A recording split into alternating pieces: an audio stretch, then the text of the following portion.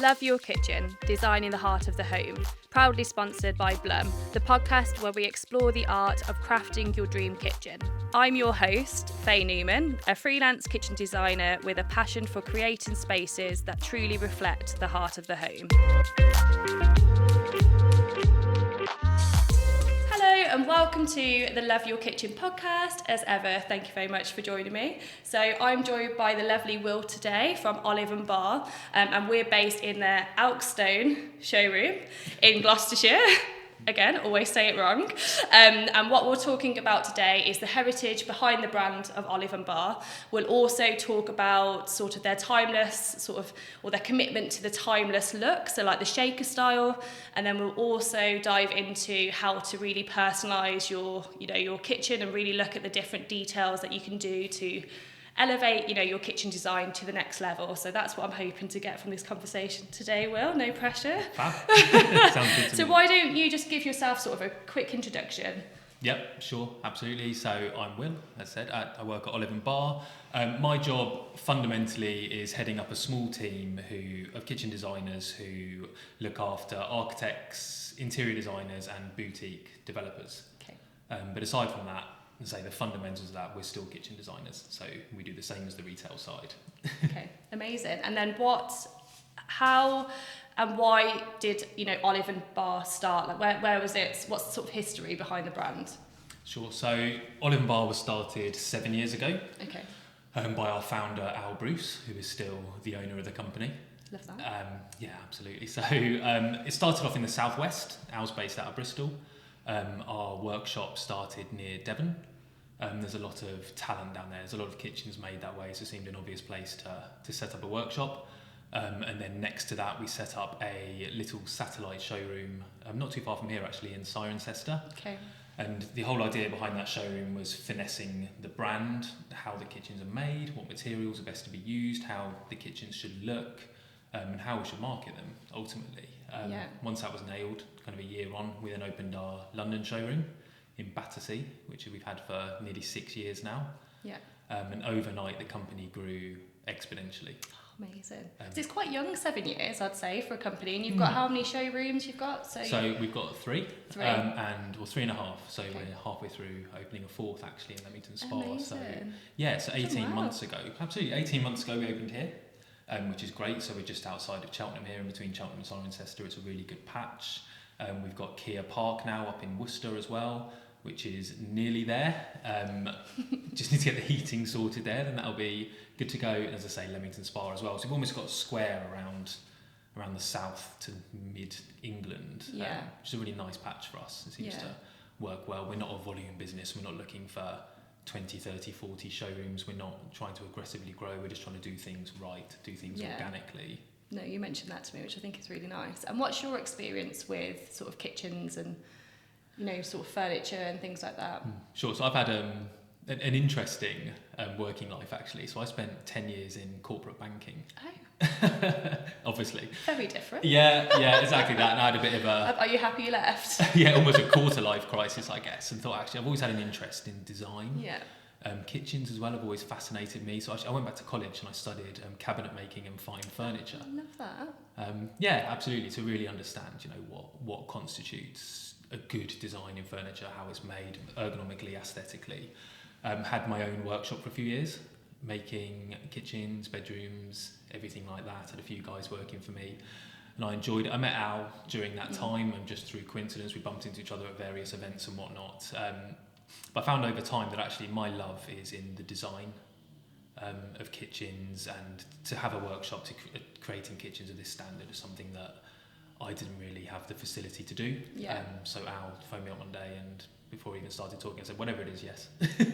And then came on board with Olive Barr a couple of years ago now. I love that. And why is it called Olive Barr? This isn't on our cue cards, but I just thought I'd ask you the question. Yeah, sure. So there's not really a good story behind it, which is really sad, isn't it? So, that is pretty sad. Yeah, Al looks after a dog called Olive. That's quite every now and sweet. again. And he was out walking Olive one day, and when he was thinking of starting what is now Olive Barr, and the name just came to him, I think, while he was kind of daydreaming. And that's the name. That's kind of the story behind the name. There's nothing more to it than that. Yeah, I love that. No crime. Okay, amazing. So that's obviously the story and sort of the heritage of the brand, which is great. So let's talk about the furniture styles and how those sort of have evolved over the years, just in general, and then why exclusively sort of Olive and Barr really like to focus on sort of the shaker, sort of timeless style. Sure.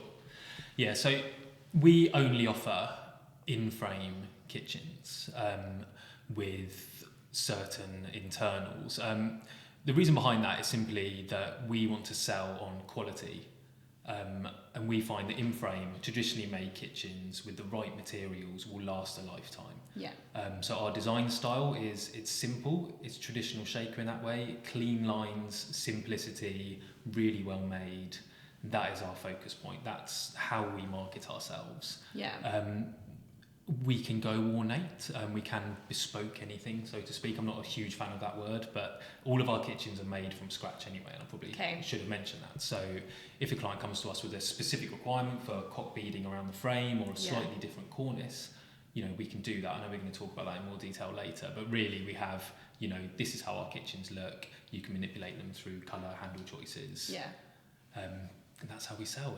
We produce around 20 kitchens a month now, so we've just ticked over 1,000 kitchens actually. Oh, wow, that's amazing. Yeah, we still feel small compared to the competition as such, but we're turning into a bit of a brand now. I think a bit of a known business if you're in the world of kitchens or if you're looking for a kitchen. For sure. Well, I remember when you approached me when I was exhibiting at the Home Building and Renovation Show last year. Yeah, that's right. You came to me, didn't you? And you were like, "Oh, have you heard about Olive and Brand?" I was like, "I have." And you were like, "You have?" I was like, "Yes, I have." Yeah, I've seen you on socials and things. So I think your kitchens in general, obviously, they're beautiful in person and sort of from a quality perspective, but also how you represent yourselves as a brand as well. That comes through. I know from my perspective, so I'm sure that's the same for everybody at home as well. So yeah, that's good to hear. I think our brand does really well. We've got a good team who work on the social media side, the website side of things, and we are changing up the website a little bit at the moment. But that seems to go really well. And then once people visit a showroom, we want people to visit a showroom because people are blown away by the quality. Yeah, for sure. And that's the main thing. I think once someone's visited a showroom, if they want our style of kitchen, they're sold. They're committed.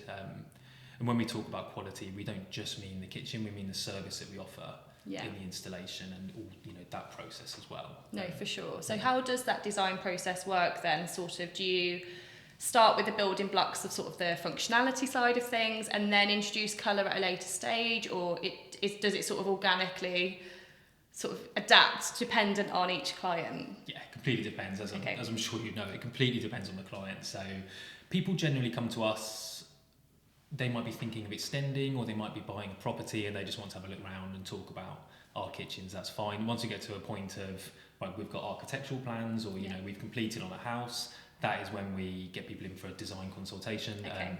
Ideally in the showroom, but if not, over a Teams call, something like that, if that works better at first. And then we design that kitchen based on that person. So, as you know, there is no right kitchen for a right space. It depends on how that kitchen is going to be used. So you can put 4 different kitchens in that same space and it would be right for certain people and not for others. No, for sure. And then when you start to sort of finesse the design and get to sort of like the final details, so once you've got the functionality side of things sort of in place, you've obviously learned about the client's lifestyle and you know exactly how they're going to use that kitchen. How do you start to introduce the smaller details and choice of hardware? Colours is also a massive, question for everybody. And I think that's probably one of the biggest choices, isn't it? When it comes to buying a kitchen. Colours are a minefield. I think it's quite overwhelming because we offer any paint brand, any colour, and that's kind of one of our USPs as such. We don't charge extra for certain colours. There's a pool of thought that maybe we should have our own range of colours, just to kind of represent, this is Olive & Barr as a brand, this is how we think our kitchens look in the Cotswolds, this is how we think our kitchens look in London, be that a dark, moody Victorian terrace in London, be that a really kind of open, neutral kitchen in this part of the world. But we wouldn't charge extra for using other colours. So I'm not really sure. It's something we don't need to decide today. No, for sure, definitely not. Point. But I think so they can pick any colour from anywhere. That's amazing. Yeah, exactly that. I think that is overwhelming, and you can steer people to an extent. green kitchens, as you know, have been incredibly popular last 2-3 years. Yeah. I think we're seeing a lot of earthy tones coming through now. A lot of Yeah. our kitchens this year are kind of earthy pinks, reds, browns, Yeah. blended with natural timber as well. Yeah, nice. Starting to become really popular. But I think, as you know, we can guide clients our thoughts on colour, but ultimately it's their kitchen and there is no right or wrong. Yeah. Our kitchens are hand painted, so we're going to the processes in a little bit, I imagine, but our kitchens are hand painted on site, so with a water-based paint. So if people ever wanted to change the colour 10, 20, 30 years down the line, they can sand it back and do that. Okay, amazing. So they've got that flexibility. I know it's obviously a big job to do that, so I always say to try and love your colour, first before then, obviously embarking on it. Because I always find with clients, they choose a colour, then they are like, no, let's explore other options. Yeah. But they've fell in love with a colour, and I'm just like, just go with the colour you've fallen in love with straight away. Because if it's your forever home, and you know that you're going to continue to have that feeling from, that colour that you saw, it's just, it's great to sort of implement that and go for that, when you're, when you've decided, then that's a great colour to go for. So yeah, and there are fashion trends, and people do tend to follow them because they see things they like. But yeah, it is ultimately that person's kitchen. It's got to be right for them. We put in a kitchen recently in Bude, in the north coast of Devon, and it was Cook's Blue by Farrow & Ball, which is a really bright blue kitchen. You kind of, you turn one way, you see this lovely kitchen. You turn the other way, you see the sea. I was going to say, that's really lovely. So perfectly there, but would that work in other scenarios? It maybe wouldn't as well. No, so that's probably why you get your greens and your neutrals and sort of your earthy tones around here, because we see fields and exactly, cows and that sort of thing. No, that's very true. Okay, amazing. So let's talk a little bit more about sort of the design details then, and how you can cater to different tastes. So if you want to go more to a ornate or more traditional scheme, and then other schemes where it's sort of more, they're looking to go for more of a minimal design and more contemporary. Like how do you manage the sort of, what's available, should we say, for both of those options? Sure. So a more traditional line, we would say shaker doors, shaker drawers, cornicing, a more traditional kind of what we call a long-term colour. So you've got a combination of railings and Purbeck stone. That is a classic colour. Yeah. Combined with brass hardware, cup handles, knobs on the doors. That works really well. And you've got the range cooker in there as well, haven't you? So yeah, exactly. And that can be a really nice focal point of the room. And depending how that room works, you always want some lines of symmetry, don't you? And the range cooker starts as a really nice point, and you build outwards from there when you're designing that style of kitchen. If you want to go more contemporary, especially in London at the moment, we're seeing a lot of kitchens which go right up to the ceiling. Nice. Can't have a cornice on that basis because you can't prescribe in a cornice because it looks terrible. So straight away, kind of square top, that gives a more contemporary look. We can offer slab drawers as well rather than shaker, brighter colours. A huge part of it is more contemporary worktop choices. So maybe a chrome handle as well, but worktops can really change a kitchen, I think, more so than the cabinetry itself. Worktops and hardware, you can really chop and change the environment of a room that way. Yeah, no, I completely agree with this. And I think, as well, as you say, it's sort of finding that focal point, isn't it? And sort of looking at what you have in the room. So obviously we've got the beautiful sort of exposed brickwork sort of behind us here. So therefore, if you've got that element, like that's already a colour in itself, and it's bringing in quite a lot of detail. So then now piecing it with quite, a neutral, clean line, furniture style, and then also the sort of the mantle that you've got above that as well. Again, you don't really need to do much more because it speaks for itself. So it's sort of having that sort of, thought process, I think, and sort of, looking at your room, seeing what quirks you've got from a building perspective. And then, as you say, like if we're introducing sort of certain appliances like your range cookers and things like that, like looking at the details on the types that you like for that, and then piecing those elements together, and then maybe matching your hardware with it, or maybe going for something completely different if you like that sort of look as well. So we've got a couple of examples that you want to show us as well, haven't you? So do you want to take us through the first one for us? The first one is Country House Diaries. So what we have here is a very contemporary spin on an Olive Barr kitchen. Straight away in the top right hand corner, you can see that the cabinets go right to the ceiling. There's no kind of ornate cornice there. And this is just what we would describe as a full-on kitchen. So you've got every detail there. You've got a lot of stainless steel, you've got that beautiful tiled wall. None of that is our cabinetry, that's just the design around the kitchen. That shows a really important part of that. I think also what some kitchen designers really struggle with is a sink and a range oven on the same rung. Yeah. It's something you kind of go, right, how do you make that look right? What's happened with this kitchen here is the range oven is clearly the focal point in the middle with the extractor. So that is what the eye is automatically drawn to. I always think a design needs one kind of main line of sight, which the eye is drawn to, as well as being, you know, kind of ergonomically making sense. And then to the side of that, we've got the sink, and that's not a feature. It's a beautiful sink, but it's just there. Yeah. And I suppose that blends in quite nicely with sort of the neutral, the white tiles behind it and that sort of thing as well. So as you say, that's quite a muted element, but again, it can be made a focal point in certain designs as well. Yeah, exactly that.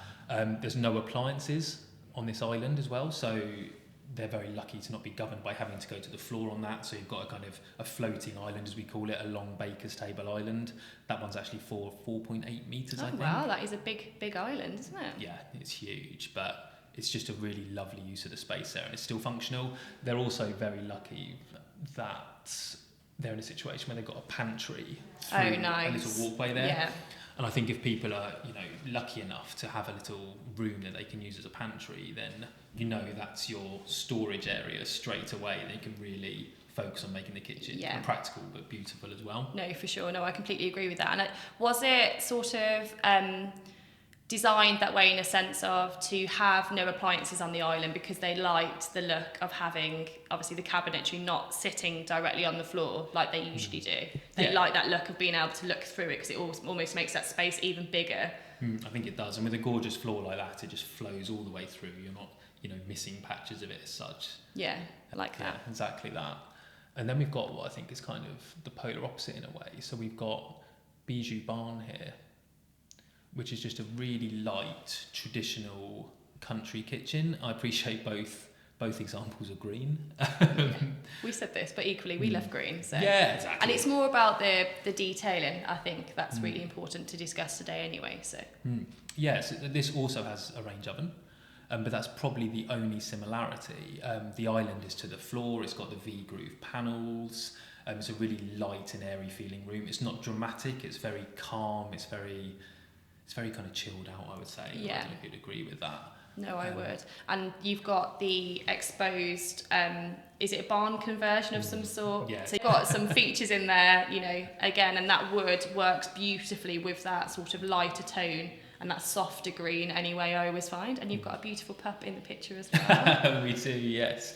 Do they come with your kitchens? They don't, unfortunately. Oh no.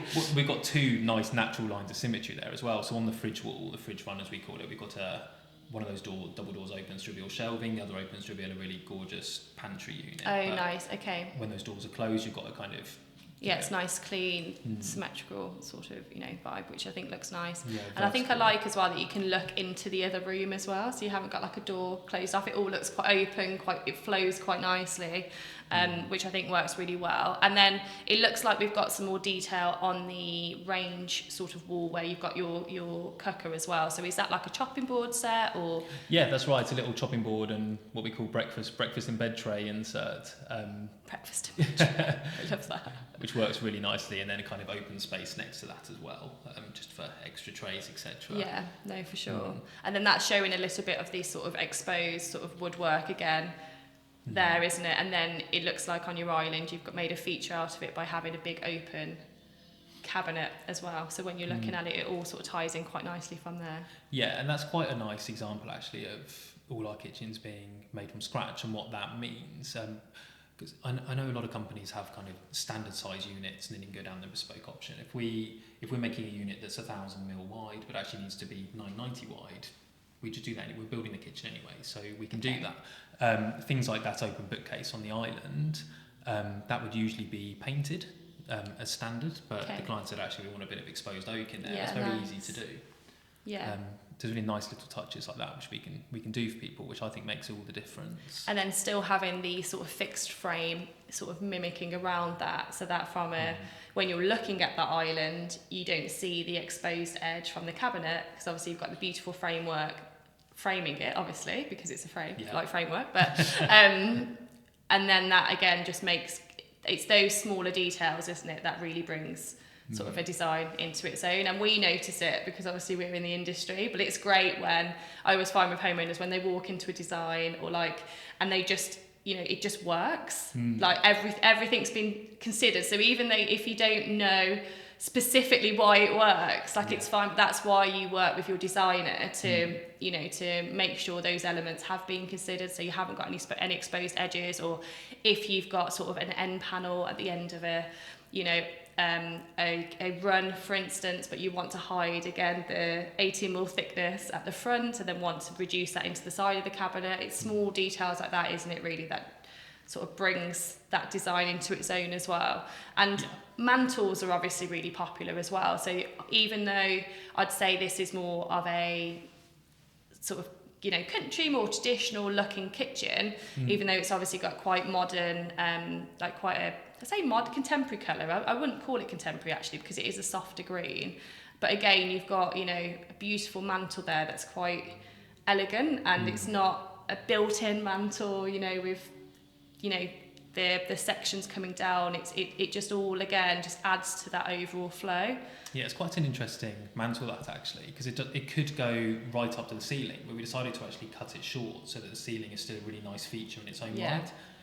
I think this is a really good example, exactly as you were just alluding to, that there's a few elements in this kitchen that are really lovely, but actually I think the whole focal point of this room is that there's a very soft, really homely, nice kitchen, but the focal point is the room itself, and the kitchen sits within that. Yeah, for sure. No, I completely agree with that, because you've got obviously the pitched roof as well, haven't you? I believe in there. So you've got the play in height as well. And I think from the mantle perspective there as well, not carrying that up to that, sometimes it can look a bit too, you know, I mean, it works beautifully in this space because it's not, you know, because of the position, you know, that the kitchen's in. But no, I think, it works beautifully. So I think that's a really good example. And if we go back to the previous example, it'd be good just to talk about the open shelving on that one. So that is our painted shelves, just with some brackets drilled into the tiles. It's as simple as that. And the lovely thing about open shelving, if people are interested in that style of kitchen, some people like everything, you know, tidied away, but other people want to make a real kind of what we call a kind of a designed messy kitchen. which I really like. It just means, you know, let's unpack that. There's kind of bits and bobs everywhere. There's loads to look at, but it is considered. So they've just displayed some really nice items on the shelving there, and that's really a good way to create a wow factor, but quite an unusual wow factor, I'd say. No, for sure, because when you look at it as well, like in some lights, it almost looks like stainless steel as well, to sort of match the sort of the hood. But I think it's nice that, you know, again, you're mimicking your own furniture, you know, for those sections, and then you've added brass as well. So normally you wouldn't put brass and stainless steel together, would you, really? Like, but then in environments like this, like it just works really well. And I think you almost get that sort of industrial feel from having the, you know, that beautiful large island sort of, you know, on legs and standing up, and then you've got that massive focal point, and then all of the sort of the smaller detailing, like the hardware and sort of the taps, and then that ties in really beautifully with the sort of the brackets that you've chosen and the lighting as well for there. So yeah, I just think it works really well, and also the colour as well. So it's almost like, is it like a dark slate colour? It's a dark green, but it does look slaty, doesn't it? It looks slaty, but it might just be the image, and also the natural light in the room. On the day. I think you're right. It's the metal. It's all the metal that actually really pops in that room. I think combined with the tiles on the wall. Yeah, for sure. It does create that kind of. It is a kind of semi-industrial vibe. I think you're right. Yeah. No, completely agree. Okay, amazing. Let's have a look at that. So we spoke about that.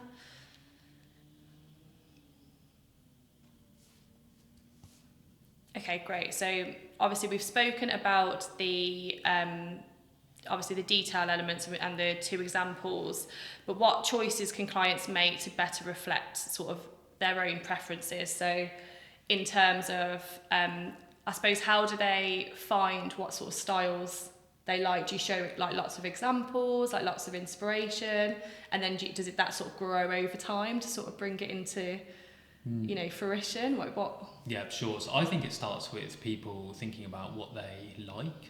and just as importantly, what they really don't like. Yeah, that's so true. You know, anything from range oven through to oven stacks, through to gas hob, ceramic hob, all of these little things that make a huge difference to a kitchen and can completely change the layout of that kitchen.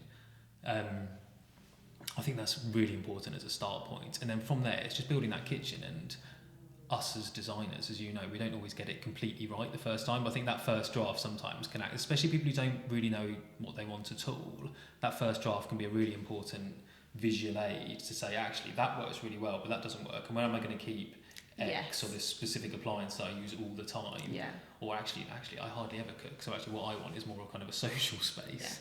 Yeah. We always say this, you've got the client that cooks and the client that eats out. Yeah, exactly, yeah. You literally do, and that's, you know, it's sort of going into your own preferences, isn't it? And sort of back to your lifestyle, back to how much storage you need, what types of storage, what appliance choices, as you've alluded to there, in the sense of, you know, are you going for your oven towers and then sometimes a range or an Arga, dependent again on how much you're hosting. Yeah. And then it's sort of that you've got the parameters to work from then, haven't you, to then build that design. Yeah, it's getting to know your client, isn't it? Yeah. And it's getting to know your client today, and it's getting to know how that kitchen is going to be used in the long term. So we talk a lot about future proofing here. We think that the majority of our clients who are buying kitchens from us, they're in their kind of forever home. Yeah. So that kitchen needs to work today. They might have young children, it might just be the two of them, but how is that room going to look in 10, 15 years' time? You still want the kitchen to work for that. Because it's a very considered purchase, a kitchen. No, and sure. It needs to work, you know, for everyone today and in the future. Yeah. And I suppose, as you say, that's pretty much your brand, because you, as you say, you focus exclusively on the shaker style and the in-frame style from a construction perspective, because you know that they are built to last, you know, for that, you know, 5, 10, 15, 20, you know, 20 plus years, that, you know, when people are in their forever homes, like, they can grow with the kitchen almost.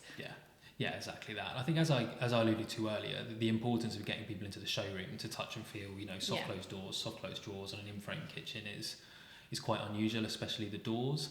But the really important thing for us to get across to people is that your kitchen will look the same in 10, 15, 20 years as it does on day one. You know, the doors won't drop, the dishwasher door won't drop, everything is built the right way. Our fitters are fantastic, our painters are fantastic. The process is the way in which we make the carcassing, the drawers, everything is built to last, and that's I think it's really important for people to understand that, because for sure. There's so many options on the market. We probably think there's about 120 companies making shaker kitchens, or at least selling shaker kitchens. Yeah. So how do we differentiate ourselves there?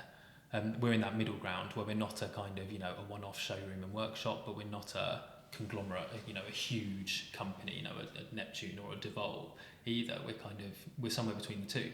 Yeah. And that really plays to us. Sorry, I'm going on a bit of It's okay. that really plays to our strengths, in that we're that kind of cliche of big enough to cope, small enough to care. Yeah. Okay. Nice. Yeah. Our kitchens are, say, all made in house. We don't outsource anything. Our overheads aren't huge. That's why our costs can be lower than competitors. But we do think we do stand by the fact that our product is one of the best, if not the best, quality-wise on the market. Yeah. So that's really important to us.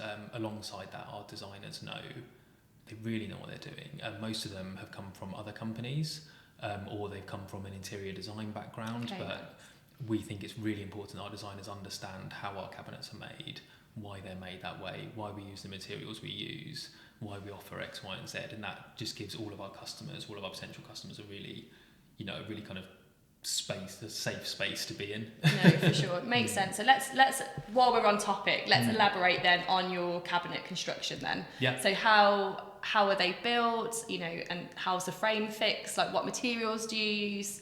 This is definitely your domain now. You're like, right, let me hear. You could probably go on about this forever, can't you? I can bore you to death, absolutely. So all of our carcassing is made from 19mm thick oak veneer. Okay. That includes the backs, every part of that frame. It's all pocket holed, biscuited and glued together. What that means is that houses move over time, especially extensions move over time. Our carcassing will not move over time. So they're absolutely rock solid. They weigh a ton. Our frames. Bet your fitters love you for that. Yeah, exactly. Very strong installation teams. Yeah, especially the delivery team. Yeah, like a rugby team. And then our frames and doors are all made from, painted anyway, are all made from tulip wood. There's tulip wood and there's tulip wood. We use a really good grade of tulip, and we've tried other timbers over the years, but tulip seems to work best for us. And the reason we don't use an ash or an oak is that we don't want to see any grain in the paintwork. We like the idea of seeing a solid block of colour. So all the frames are made up, the doors are made slightly oversized, and the drawer fronts, they're cut into the shape of each frame, so there's exactly a 1.5mm gap all the way around. The frames are then painted, they're then pocket holed and glued to the front of the carcasses. Yeah. Doors are then hung, everything then gets kind of assembled, drawers get put in, drawer fronts get put on, and then gets delivered. Yeah, so by the time it gets to site or to the client's property, everything's included, like internals, etc. Because I think that's quite important as well. If you have everything made in, you know, the proper place, like a workshop, or whether it's a, manufacturing unit or however that is, like having everything made there always for me feels better than trying to fit those elements on site. Yeah, absolutely. All the cabinets, they come made, there's no flat pack elements. Even the massive pantry cupboards, if the site allows, they'll go in fully made. We always survey in advance. How many people do you have delivering these kitchens? Because you must have the we've same amount as vans. worktops. Yeah, so literally, we've got 2 vans. So wow. we've got 2 guys on each delivery, but they know exactly what they're doing. So all of our delivery team, our installers and our painters, or our fitters and our painters, I should say, only work for Olive Barr. Okay. And we find that really important. And that's another kind of, when we talk about quality, that's another really important aspect to that. So our fitters know exactly what they're doing. They're fantastic with clients. Same with our painters. We always get scared when people say they're going to use their own painter. Sometimes it's absolutely fine. But ours know exactly what they're doing, and they know how to work with our specific paints as well. So I should allude to that actually, so I know I'm jumping around a bit. Our kitchens in the workshop have 3 coats of what we call colour match primer, so that's sprayed on. So your kitchen arrives the right colour. And then that primer, the kind of benefit behind that is that it's bomb-proof because it's sprayed. So if you were to ever dink the hand finish, it's the same colour underneath. Nice. So whereas sometimes you can get a lighter colour, especially on dark colours, you can really see those chips or those, I don't want to say chips because obviously naturally there's going to be elements of your kitchen. If you've got it in your kitchen or your house for 15 years, you're going to knock it over time, especially with painted kitchens. But it's nice that you've got that barrier, shall we say, first off, so that you're not seeing those different colour tones coming through from different colour primers. Yeah, I think that's really important. And then the paint we use, although we can do any colour, any brand, we use a company called Tickerilla who match all our paint, Helmy 10. Reason for that, it's bomb-proof paint. It's fantastic to go on, it dries quickly. We know the colour match is going to be really, really good, and we know it's built to last. If someone wants to use a specific brand rather than our own paint, we can do it. But we use an external eggshell.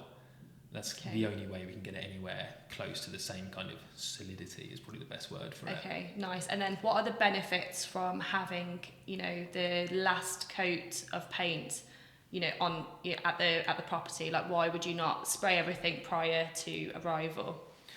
So we prefer a hand-painted finish over a spray finish because it's very, very hard. Primer's different, but top coat spray is very, very hard to change the colour of in the future. Also, if you dink a spray finish and you were to kind of touch over it, you're always going to see that, whereas a brush finish, you can rerun a brush over it. Okay. And it's going to disappear. And the reason we do that on site is very simply because most of our kitchens go into building sites. Most of them are towards the end of building site, ideally with the last people in. It doesn't always work that way. Worktops go on, they're very heavy. People can dink them and knock them around a bit when the worktop's going on in particular, or second fix electric, something like that. So we know that painting after all of that, we know that it's going to be perfect for the client then. Yeah, nice. And I suppose if you are having sort of, a tangent cornice or anything like that, you can fill in those connections, shall we say, like where the mitre joint obviously comes into each other, you can fill in those cut lines almost, exactly, which I think works well as well, which is always going to happen in a handmade kitchen. So it's exactly that. We can just brush over the whole thing, backs of doors as well, every single painted element, and we know it will sing, as we say, from there. Yeah, definitely. So that I'm going, not from this at all, but so going on a sort of lead time perspective then, and so say if somebody's listening and they're like, okay, you know, loving what we're talking about today, I want one of their kitchens, like how, what's the time frame from start to finish from an order perspective, but then also from a fit perspective, like how do they schedule to include the hand painting element on the end as well? Yeah, sure. So we're quite proud of this actually. So from design to install, we can turn around in between 12 and 14 weeks, depending how busy we are at the time. And one of our really important things is that we don't want to extend that lead time. We want to keep it as that, which I think kind of making a kitchen from scratch is a pretty good turnaround time. Yeah, definitely. And then installation. So a kitchen will arrive on a Friday by our delivery team. On the Monday, the fitters will start. It's usually fitted by Wednesday or Thursday that week. Okay. Friday, the worktops are templated, and then there's a week of downtime while the worktops are fabricated, etc. So the following Friday, the worktops then go on, and then the Monday after that, if you're still with me, the painting. we'll have 2-3 days of painting. So it's a bit of it sounds a bit convoluted, but basically it's 2.5 to 3 weeks, start to finish. That's amazing. And we've never been late on a kitchen. Don't say that. Don't jinx it. We don't even need to jinx it. We're happy. We're very confident. We've got to say we're very proud of that, and that comes back to our quality side of things. We've got Jane who runs the operations and logistics side of the business, and she's amazing. She's got an ever evolving diary because bless her. Obviously sometimes we get 3-4 weeks out from install and the site isn't ready for us, or unforeseen things happen, and that always juggling happens. around the diary. And this is so true. And even if sort of you're listening, and we're not talking about a larger site where say a property developer's doing a few houses, like even for your own sort of install, there's always elements, isn't there, the way you sort of knock something out and it doesn't go to plan, and it's being okay with that, because everybody in the kitchen industry is okay with it because they know the struggles that comes with that renovation as well. So I think that's quite important to sort of talk about as well, but as long as you give obviously everybody as much notice as possible and you've tried to preempt everything as much as possible, that's when the scheduling can really come to light and hopefully stay to schedule. But it always happens, doesn't it, in terms of something comes up, or there's a lot of unforeseen, isn't there, especially if someone's having an extension or building a house from scratch, whatever it might be. Our operations team, from 12 weeks out, so 12 weeks before install, contact the client every week to check we're still on track if there's any changes, and that's how we keep track of the diary. I was going to say, that is really good actually. Yeah. Amazing. Well done, Jane. We'll do a shout out to Jane for sure. Absolutely. Yeah. She deserves it 100 times over. So I think we've covered, quite a few interesting topics today. How can, if somebody's listening or watching at home, how can they get in touch with you at Olive Barr? Where can they find you? What are your socials? Sure. So Instagram is @Olive Barr. You can drop us a message on there, and our marketing team will pick it up. Email info@oliveandbar.com. AND rather than ampersand, just to be confusing, or just come into a showroom or pick up the phone. Google us, go on our website and pick up the phone to us. There's always a designer to talk to. I think that always come into a showroom, as we say, because it's always the best way. And is it a appointment only showroom, or can they pop in at any point? All of our showrooms are any point in time. London, you see that in full swing because there's constantly about 10 people at a time in that showroom. We think Leamington will be the same when it opens in a few weeks. Elkstone here actually is starting to turn that way as well. And we've been quite lucky. We're sat right by the door here. So. Hence why the postman came in. Unless we edit that bit out. But amazing. Well, thank you very much for your time, Will. I really appreciate it. No, thank you. Thank you for taking the time to watch this video today. If you have liked what we have spoken about, why not like and subscribe to this YouTube channel. Also, what you can do is click on the notification bell to keep yourself notified of all the new content to come.